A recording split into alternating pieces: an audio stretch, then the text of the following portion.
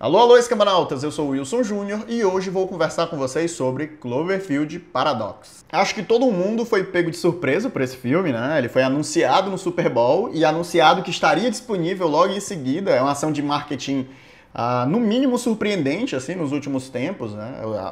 Não sei se vocês sabem, mas os filmes passam meses sendo promovidos até o lançamento deles, que é para você ter muita atenção do público.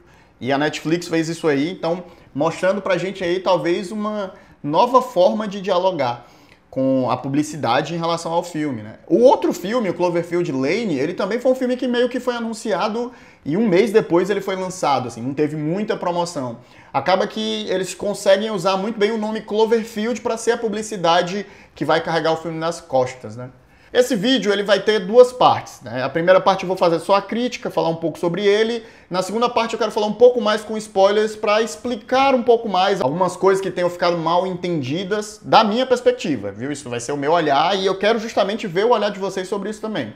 Mas vamos lá, a crítica do filme. Bem, a trama se passa num futuro próximo, eu acho que, sei lá, 3030, 3040... e isso a gente tira porque a população do mundo é de 8 bilhões de habitantes, né? Então, talvez seja algo que a humanidade alcance nos próximos 10 anos. Então, você sabe que é um futuro próximo porque você não vê nada muito mirabolante, apesar de que você vê ali um salto tecnológico. E eles estão tentando fazer um experimento numa base, né? Numa estação espacial, onde eles estão trabalhando um acelerador de partículas. E o objetivo é conquistar uma fonte de energia inesgotável e grande por conta de que o mundo está vivendo uma crise energética. E essa crise energética está colocando ali as pessoas na beira de um conflito de guerra, né? Um conflito armado, sei lá, uma terceira guerra mundial. Então ele já cria essa tensão ali. A gente tem esse grupo de cientistas que a missão deles é fazer esse acelerador de partículas funcionar e produzir energia para o mundo inteiro, grátis e, né, sustentável. Porém, durante um dos testes, o aparelho dá um problema e a nave ela é teletransportada. Ela sai, a gente vê que a nave, né, a estação espacial está orbitando o planeta Terra e depois ela não está mais. Ela está no meio do espaço e não tem nenhuma indicação próxima de onde eles estejam. E a partir daí, né, é a tentativa deles de voltar para próximo da Terra e saber o que foi que aconteceu. E no meio disso tudo, uma série de eventos estranhos começam a acontecer, meio que atacando a tripulação que, né, tá ali perdida no meio do nada. Mas e aí, o filme é bom? Eu gostei, mas eu sei que ele não é tão bom assim, né? De todos os cientistas que estão ali, acho que são 6 ou 7 cientistas, somente um deles tem de fato um arco de personagem desenvolvido, que é a personagem da Ava Hamilton. Ela é uma personagem que a gente já sabe ali que ela teve uma tragédia familiar que a colocaria, né, para não participar do projeto, mas por insistência do marido, de que sabe que o projeto, né, para desenvolver essa energia é muito importante para que outras pessoas não sofram, né?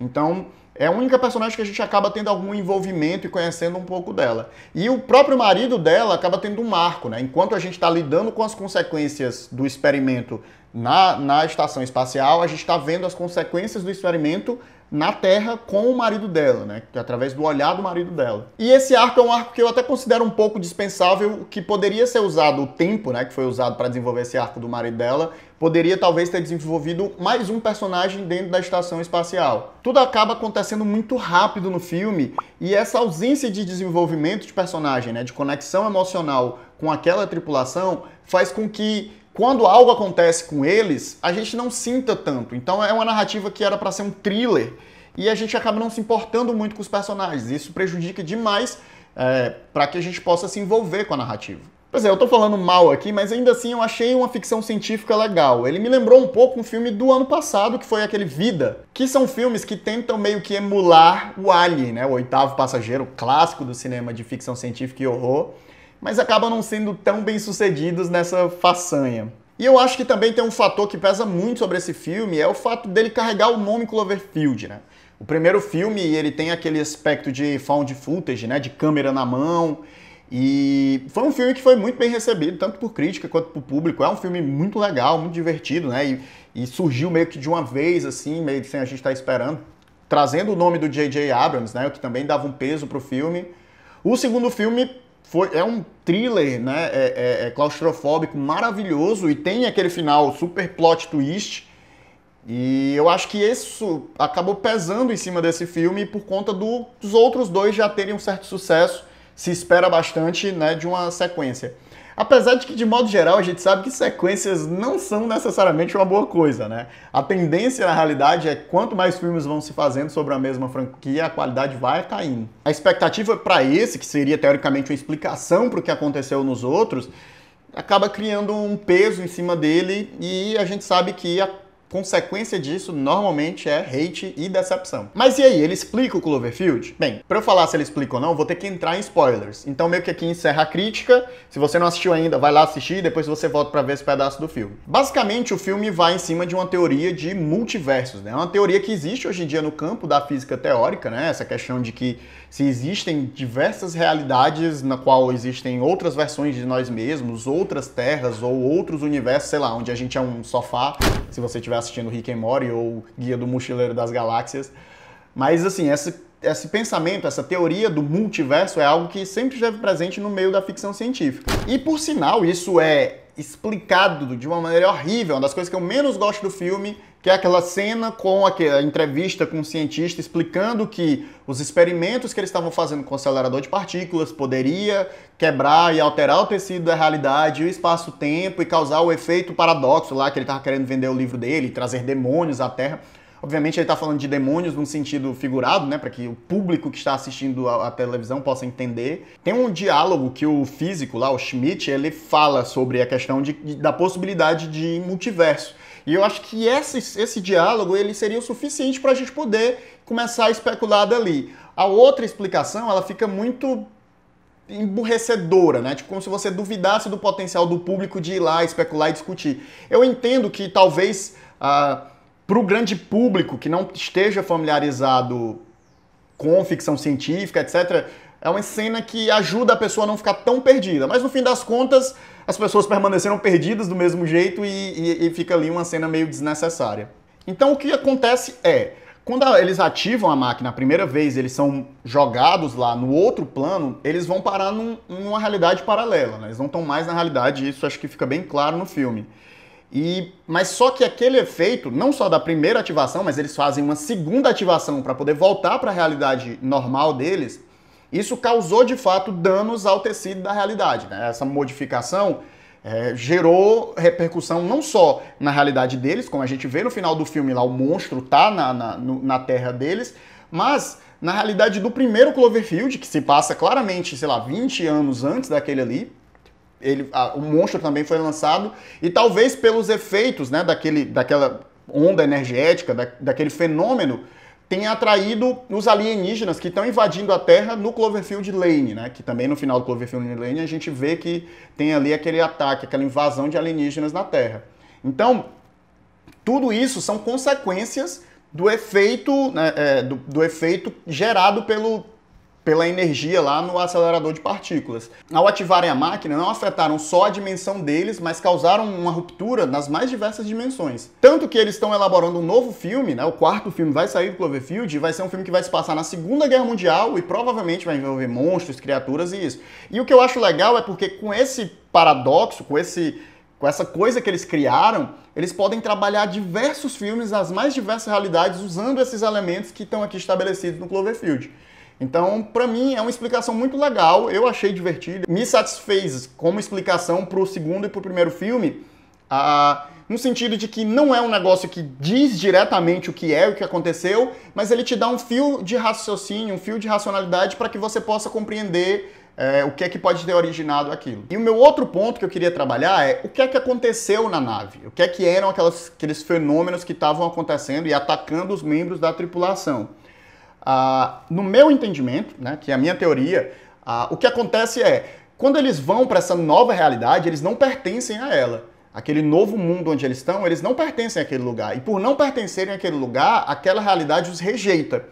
E ela tenta eliminar eles, né? Eliminar a existência deles daquele lugar. Não só a existência deles, mas a própria existência da estação espacial.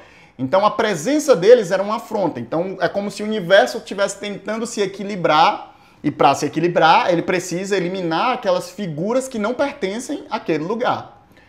Para mim, o que deixa isso bem claro é a cena no qual o Mundy, né, que é o cara que fica sem braço, na cena que ele morre. A gente vê que está tendo um fenômeno magnético e está atraindo todas as coisas para uma parede. E aí você vê aquela pasta de metal líquido que ele usa para selar as coisas sendo atraídas, né? Você vê meio que quase como dedos vindo às costas dele. E a gente pensa que ela está sendo atraída pela força magnética que está puxando, né? E que ele vai, sei lá, ser ferido por aquilo ali. Mas quando esses dedos daquele metal alcançam ele, eles na realidade puxam ele na direção oposta, que é um comportamento completamente não natural, né? Se aquilo era um metal e tem uma força magnética agindo sobre ele, ele deveria ir em direção àquela força magnética. E não, ele se comporta completamente ao contrário, de uma maneira paradoxal, como diz o nome do filme, e puxa e mata ele lá, e você vê os tentáculos meio que sufocando ele. Uma outra coisa que me faz não desgostar do filme é o nome dele. O nome dele é Cloverfield Paradox, né? Paradoxo de Cloverfield. E assim, uma das definições principais da palavra paradoxo é falta de nexo, sentido e explicação. Então, fenômenos que não podem ser explicados e não podem ser entendidos estão acontecendo, e o filme honra isso. Ele não vai te explicar por que o cara encosta a mão dele na parede da nave e é sugado para dentro dela. Ele não vai te justificar porque a água começa a cair dentro e afoga a menina chinesa.